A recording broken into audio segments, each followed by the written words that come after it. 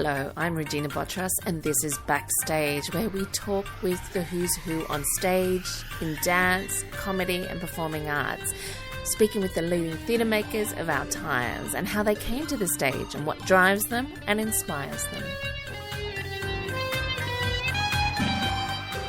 I'm joined by Alana Valentine. She is a multi-award-winning librettist, playwright and director.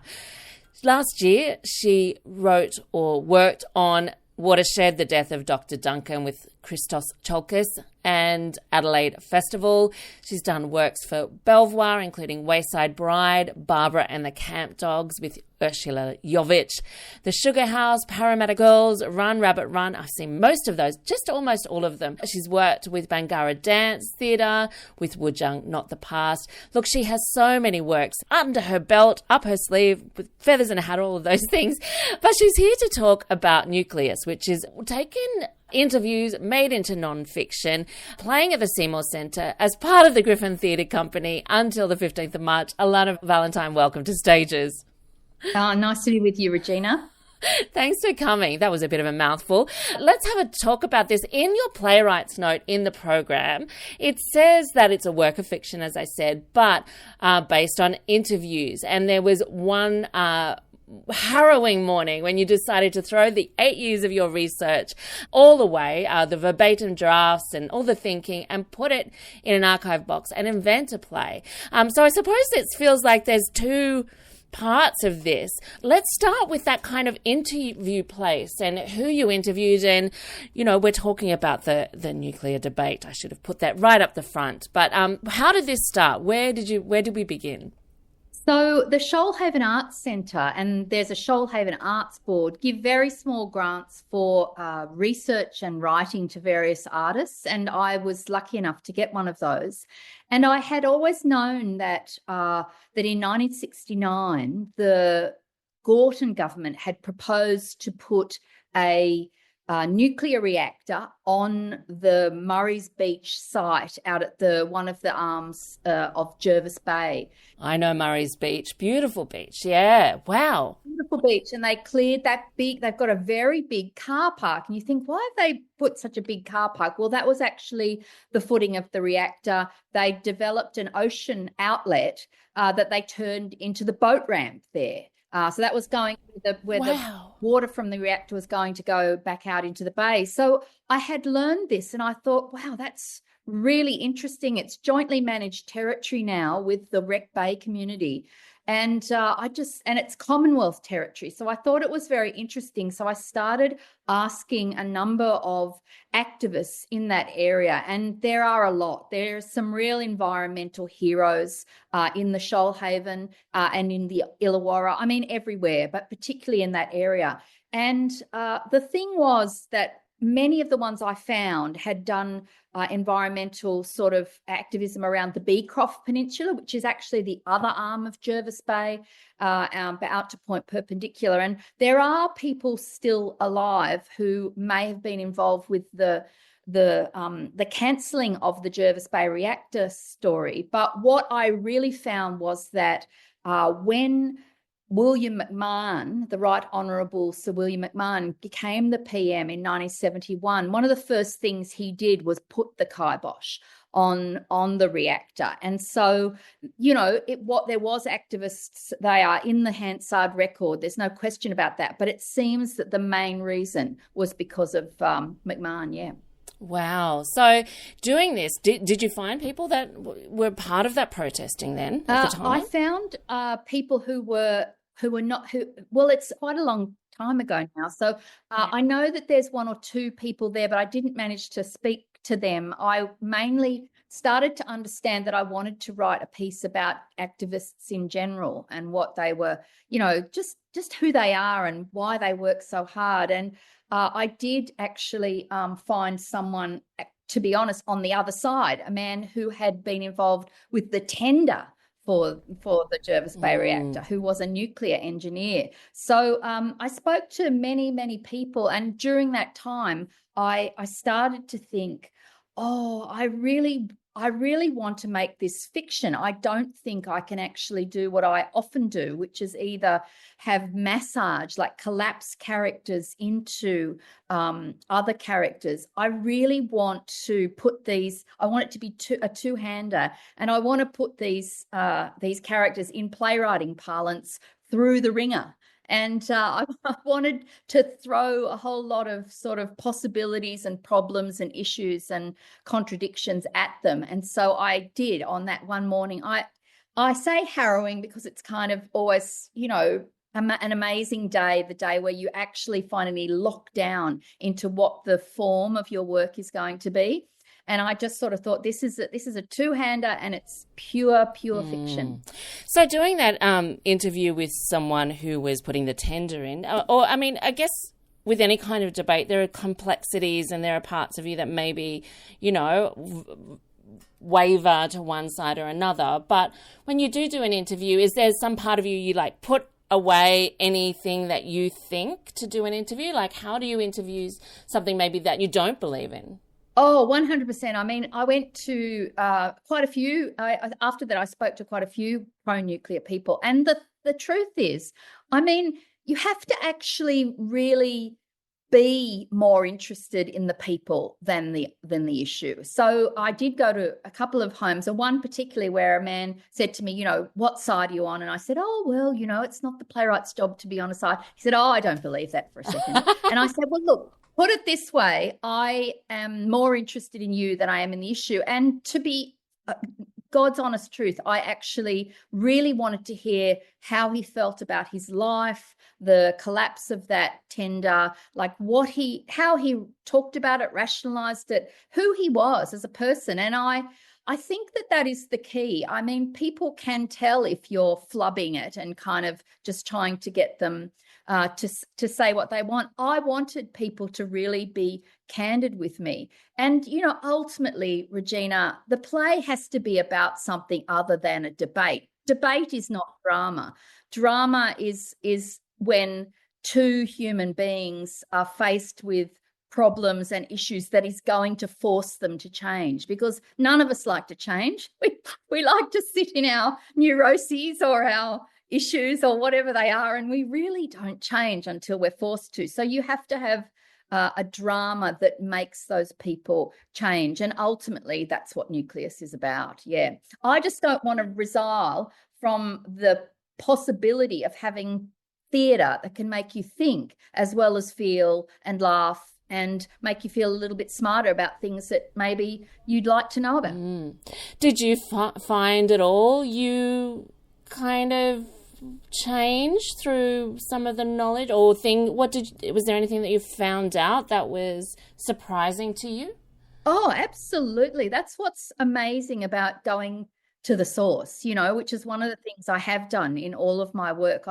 I don't take received ideas about things. I tend to want to speak to the real people. And the truth is, there's a moment in the play where one of the characters says, you know, if we can, there's a thing in that if we can but pretend to be kind, we will become kind. If we can but pretend to be happy, we will become happy. And she actually sort of laughs and says, well, I guess the years put that one to bed. But, you know, in truth, there were times where I had to actually enter into what these arguments on both sides were, what the problems were. And it did actually, you know, I had a couple of moments where I thought, oh man, I'm actually really sort of shifting around in my brain about what this. They've got a point there or something. Oh no, definitely. Yeah. In fact, you know, I've tried in the play, and I think I have succeeded from the preview audiences have said to me, in sort of, I really do let the audience decide what they think. I'm hoping that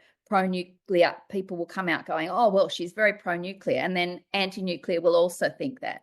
So, you know, I'm a little bit nervous about that, because I have tried to put both sides with real integrity. Because I thought you were going to say, well, the pro-nuclear are going to come out and go, well, maybe I'll think differently about that, rather than seeing it as aligned with them. Well, hopefully. One can only hope, Regina, that they, you know, they may change, either side may change their minds, but that's not really my job. My job is to go, here's the human face of this and look at the kinds of people they are. One of the things when I was doing all that research, I go to the completely opposite positions, and yet the passion, the obsession, the sense that this was, life and death, high stakes, was almost identical in both. And I thought, wow, you fellas have got more in common than you realise. Yeah, belief in for one, in something. Yeah. So let's talk about the human face. How have you put these into the characters? Are we in the workplace, in the home, or in the bedroom in this debate to these couple? Who are they? Who are the human faces of this? These characters, the anti-nuclear activist is called Cassie Logart, and she was a really big part of what was later the big anti-protest movements of the 80s, and she was a big celebrity anti-nuclear activist, as it were. And the other character is a Dr. Gabriel Hulst, and he is a nuclear engineer who also has a professional interest in the biological effects of radiation. So they are actually orbiting in the same world, as it were, like cells orbit in the nucleus. So, they're in each other's worlds, but they think differently. And one of the things I've done is I've bowerbirded some of, the professional organisations that they're part of, the universities that they went to, just to make it really credible, because these are high-powered intellectuals and scientists, so you can't squib that. You have to actually, make them really credible. But one of the things I've learnt about these people is also that, both of them believe passionately in the ability to make an argument. And I guess one of the things that I've been thinking about, and asking people in the audience to consider is whether the real enemy is someone who you disagree with, or whether the enemy is someone who wants to shut down disagreement altogether, whether the enemy is someone who doesn't believe in having alternative points of view, doesn't believe in educating the population, doesn't believe in allowing debate. Yet, is that the real enemy, as opposed to people who completely differ about something, but both support a democracy where those things are discussed? Because they are, I suppose, change comes through discussion, like you're saying, and you need to be able to. If you've got someone who's got a big wall, you're not going to get anywhere, I suppose. That's right. With that, I wonder what are the biological effects of radiation? Oh, yes. Well, you'll have to come and see the play. But, yeah, okay. There is debate about, there's this thing called linear no threshold, which argues that, here you go, here's all my science brain, that the relationship between radiation and exposure is a linear sort of chart. So if you put radiation on one side and exposure on the other, there is a linear relationship right back to zero. But everyone knows that it's not back to zero, that some small amounts of radiation can be, inverted commas, beneficial, or at least be used medically for certain sorts of treatments, we know, for cancer, whatever.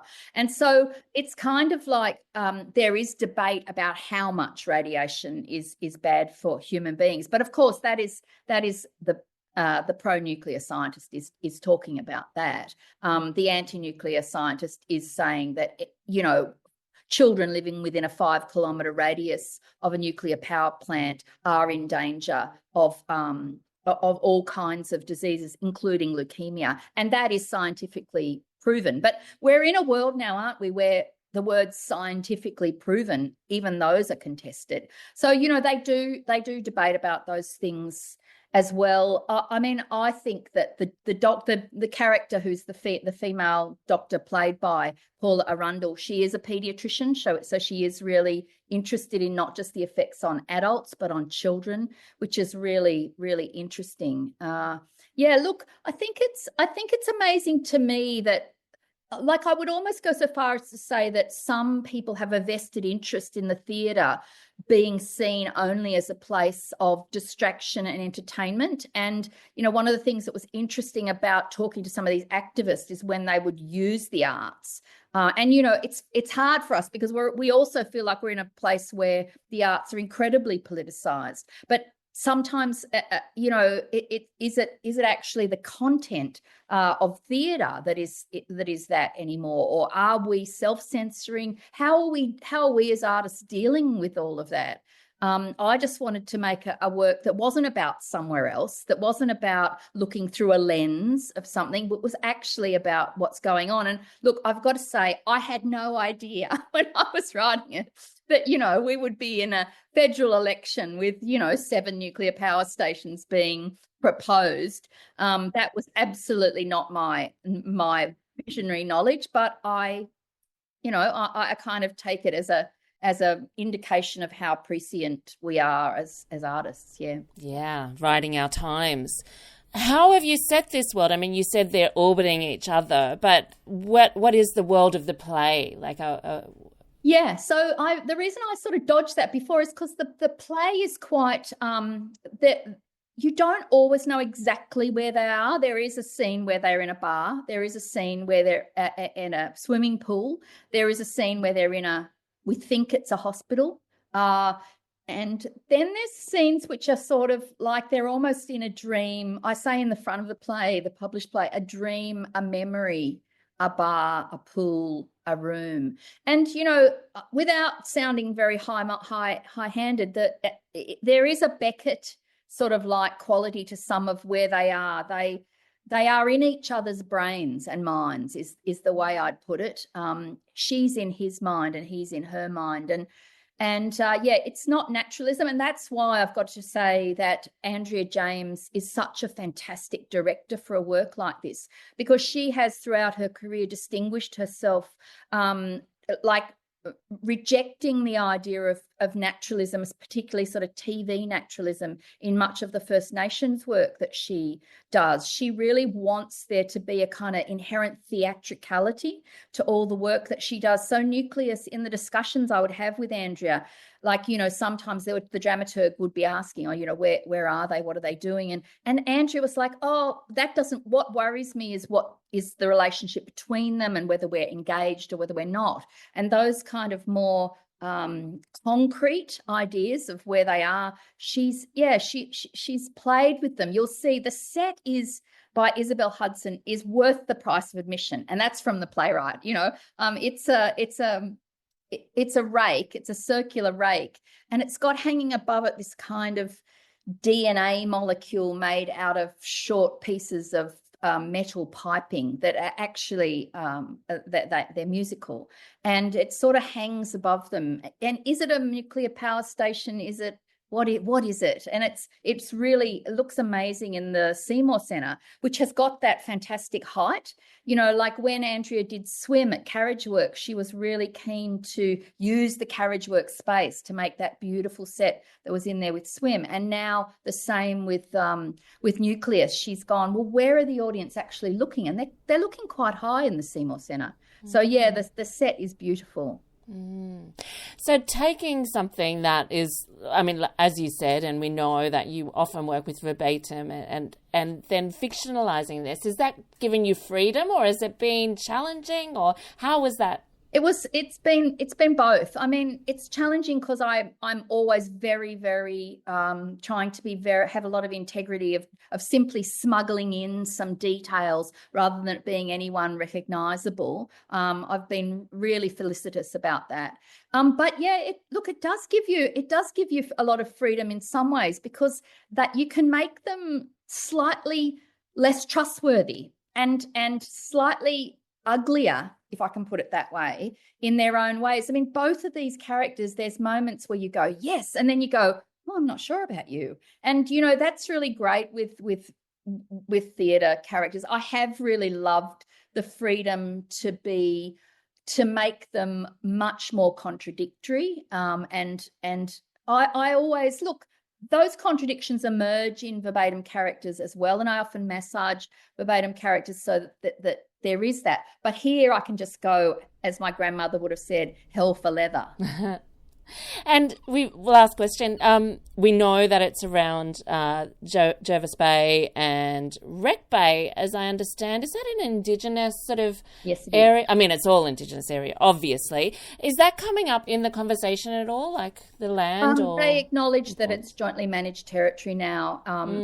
I think, your listeners can take from the fact that Andrea James, a proud Yorta Gurnai Kanau woman, that it's going to have a sense of looking after country. What does it mean to Indigenous folk? I won't speak for her or for them, but yeah, there is, of course, through all of my work, my privileged work with First Nations people, never out of my mind that what the value and beauty and caring for country is about. Well, it is a beautiful part of the country, and I can't imagine. Wow, that would have changed if that had gone ahead. Alana Valentine, thank you so much. It just sounds like one to go and see. Get to see it just for the set, but for the play and playwriting and actors and directing as well. Thank you. Thank you, Regina. Yes, please come and see it. We're on till the 15th of March. Well, Alana Valentine there, and Nucleus is on at the Seymour Centre as part of Griffin season at the moment with Paula Arundel and Peter Cowitz. Just terrific actors, directed by Andrea James, written by Alana Valentine.